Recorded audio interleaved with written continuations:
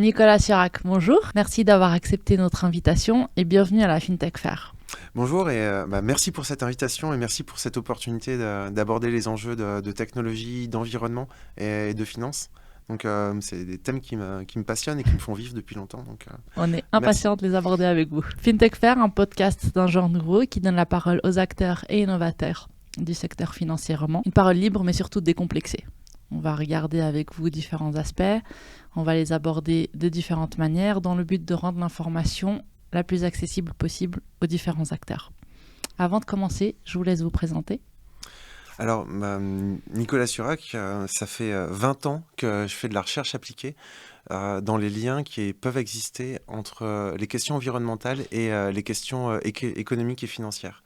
Je suis économiste à la base et assez vite, j'ai commencé à travailler sur des contrats, sur de la recherche appliquée pour étudier les liens qui existaient entre la question environnementale et la question économique. Et j'ai eu la chance très très tôt de travailler sur des contrats de prospective. Je suis rentré là-dedans via cette opportunité quand j'ai travaillé pour un projet Interreg de la Commission européenne, un projet Prospect, dont le but était de faire de l'anticipation sur ces liens entre la question environnementale et la question économique.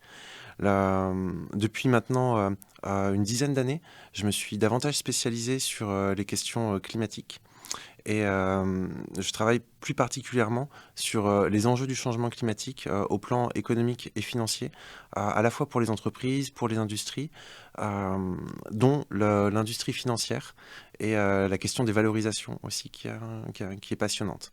Donc des enjeux sociétaux et qui sont très stimulants, effrayants parfois, inquiétants souvent, euh, mais qui méritent justement d'être abordés de façon opérationnelle, lucide et transparente et prospective.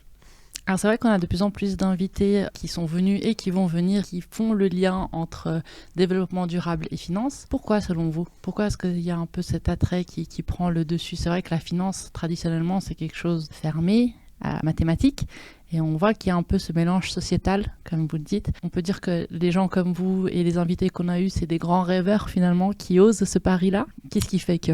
Alors j'aime bien cette notion de rêveur, justement pour pouvoir un petit peu la contredire, dans le sens où peut-être pendant très longtemps, l'approche environnementale était assez abstraite. Et aujourd'hui, on est en train de se faire rattraper par des enjeux très concrets de la question environnementale. Et pourquoi est-ce que ce lien, il est grandissant, croissant? Pourquoi est-ce qu'il y a une prise en compte de plus en plus forte de ces enjeux? C'est parce qu'il y a une prise de conscience de la part de tout le monde que ce sont des questions structurantes. Si on passe à côté de ces enjeux, notre business, que ce soit en tant qu'entreprise, en tant que banque, il est fortement menacé ou en tout cas fortement troublé par ces questions. Et donc là, à ce moment, se pose le choix de mettre des œillères et on met ça de côté, ou alors on décide de tenir compte de ces réalités qui peuvent être très fortement structurantes à court, moyen et long terme, et qui le seront de toute façon à long terme. Donc aujourd'hui, de façon professionnelle, si on veut être professionnel dans notre approche du métier, que ce soit en économie, en finance, en gestion d'entreprise, mettre la question environnementale à part de nos business models, c'est une erreur stratégique. C'est une erreur stratégique et même une erreur opérationnelle, parce que dans des horizons de 3 à 5 ans, on a des facteurs d'impact majeurs qui viennent influencer les business models, mais aussi les allocations financières. Qu'est-ce qu'on peut dire à ces personnes qui disent que finalement c'est du greenwashing et que c'est une question de tendance? Alors, en toute transparence, en toute On est transparence, là pour ça. il y a eu des points de bascule qu'on observe et qui sont intéressants de la part des professionnels comme nous qui travaillent à cheval sur ces thématiques.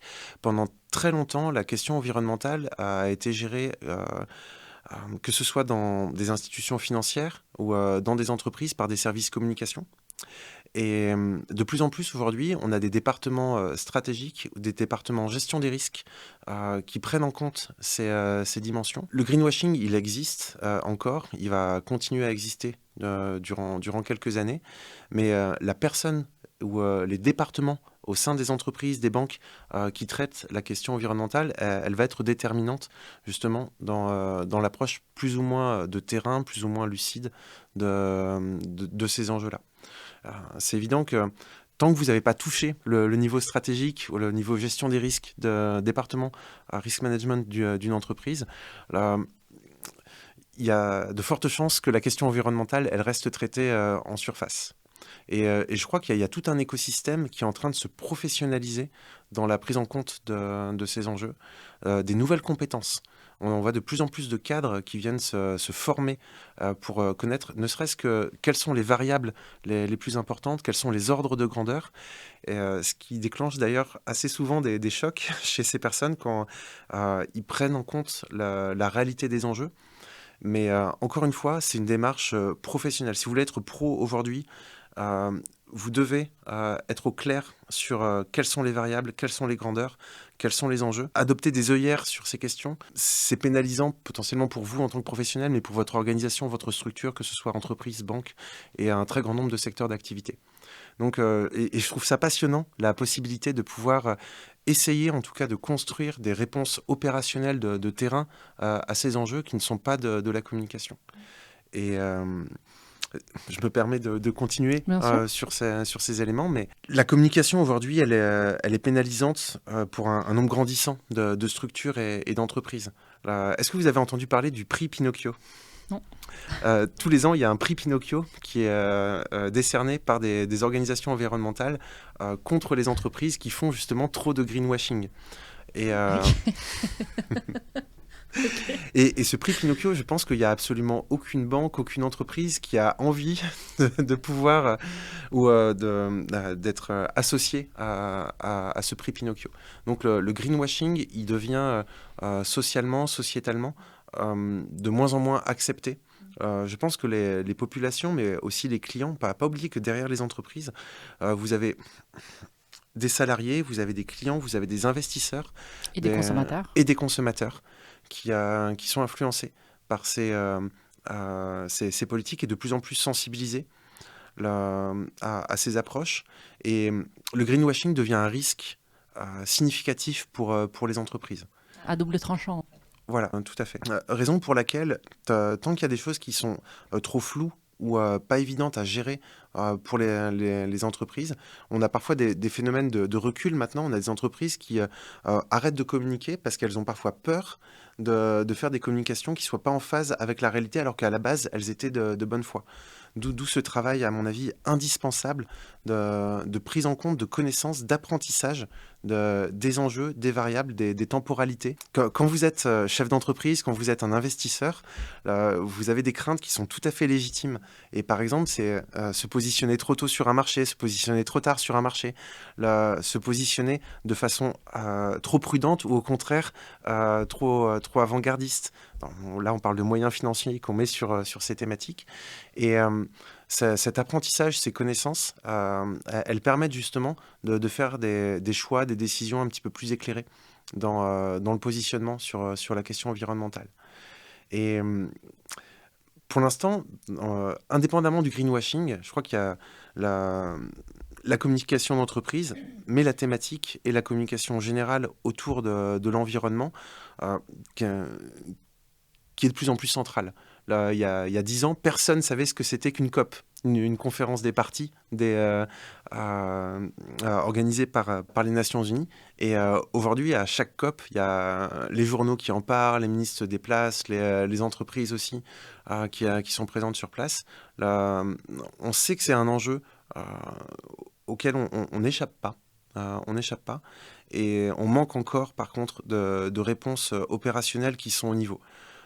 On a encore des décalages, des gaps qui sont dangereux, hélas, à la fois pour des organisations privées, mais au plan sociétal, on n'est toujours pas du tout sur les bonnes trajectoires. Je pense que pour quelqu'un qui est comme vous dans le domaine, de voir toute cette professionnalisation et tous ces standards qui sont en train de se mettre en place, ça doit être assez excitant. Je pense qu'on est dans une période qui est assez intéressante à ce niveau-là.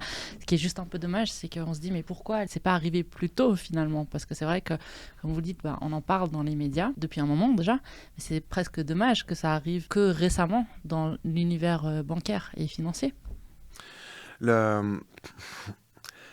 Il y a les éléments d'incertitude, de doute. Pendant très longtemps, on a eu de la remise en cause, même scientifique, Discrédibilisation aussi.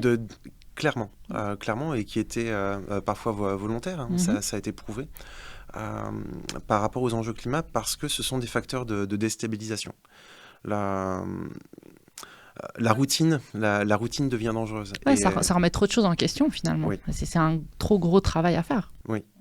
Et je crois que de façon légitime, la radicalité fait peur. La radicalité fait peur.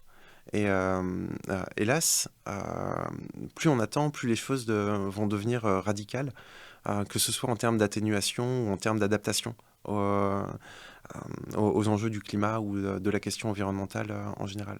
Sur la biodiversité aussi, on a dépassé certaines limites acceptables pour la planète. Et c'est vrai que la prise en compte arrive tard. Depuis les années 70, on a des rapports qui auraient pu être propices déjà à des actions, à des prises en compte. Et il y a un double effet de dommages relatif à ce délai. Le premier, c'est le fait d'avoir attendu, ça va nous obliger à être davantage dans la radicalité si on veut reprendre des chemins qui sont sécurisants pour nos sociétés ou nos civilisations. Prendre des mesures plus drastiques finalement, Exactement. plus on attend.